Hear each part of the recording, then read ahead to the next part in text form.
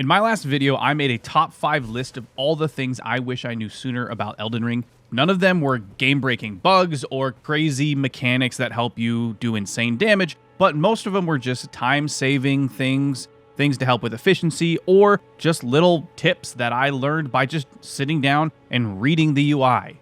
It's crazy how much you can learn by just reading.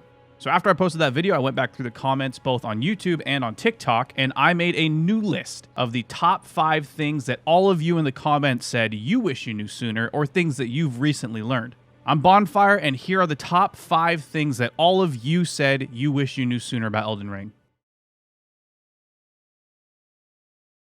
Coming in at number 5 is something so simple, and I didn't realize until my second playthrough, which is insane because it's really, really simple. As you can see, Chris James Magic on TikTok pointed out, mine was that you can actually sit at the round table in Roundtable Hold and do all of your stuff. Lol, I totally missed that for about 1,000 hours. Yeah, me too. Now, my first playthrough didn't take 1,000 hours, but you can just sit at the side of Grace in the center of the giant round table in Roundtable Hold. Now, I know what you're thinking. I know what you're saying. Hey, there's a giant beam of light right there. You can only teleport to sites of grace all over the map. Yes, I know all of that. I missed it. And now, hopefully you won't miss it either. Coming in at number 4 is something that was pointed out by Natalie Joe96, as well as many others of you in the comments, and that's how the D-pad quick selection works. How many of you have died trying to heal yourself, refill your mana, or use a specific item and instead drop a rainbow stone on the ground, or accidentally mount your horse, or do something else? Well, how the quick selection works is that if you hold down on the D-pad, you will automatically go to whatever is the first item equipped in that spot. Same thing with up on the D-pad. Whatever spell is in the first slot, if you hold up on the D-pad, it will always jump back to that spell. So this could save you in many situations. Again, not using the wrong item on accident. If you need to heal, you need to refill your mana, whatever is in that first spot of your items page, you just hold down on the D-pad, it jumps right there, you heal up. Same thing with the spell. Whatever spell you want to have accessible at a moment's notice, hold up on the D-pad, you jump right to it.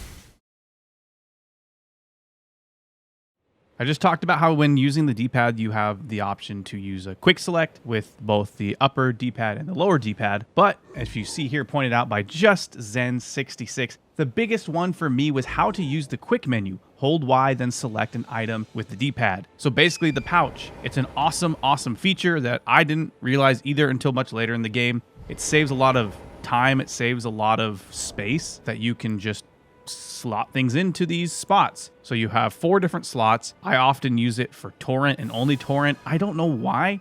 In my last video, I had someone say, like, why don't you just put the lantern on there? And I was like, oh my gosh, game changing. So hold down Y and you have 4 different options where you can put things as basically another form of quick select. The second to last thing that I wish I knew sooner, or in this case, I just wish I remembered in general, is how Great Runes work.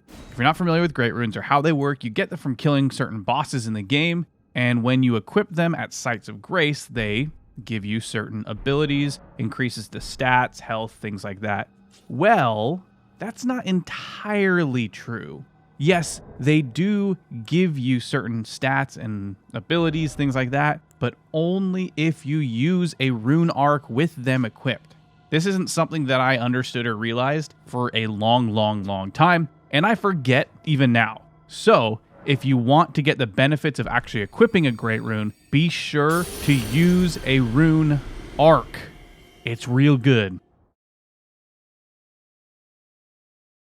Before I get to the final thing that all y'all said in the comments that you wish you knew sooner, I just want to say thank you for putting these things in the comments. It was super fun to read through and see how there's a lot of people that were like, hey, I didn't actually know this thing. Or some of you are like, how did you not know this, you dumb? You should have known this from the beginning. Hey, I should have. That's why I made the list. I made the list because I felt silly and lame for not knowing them. But thank you again. Let's get to the last one.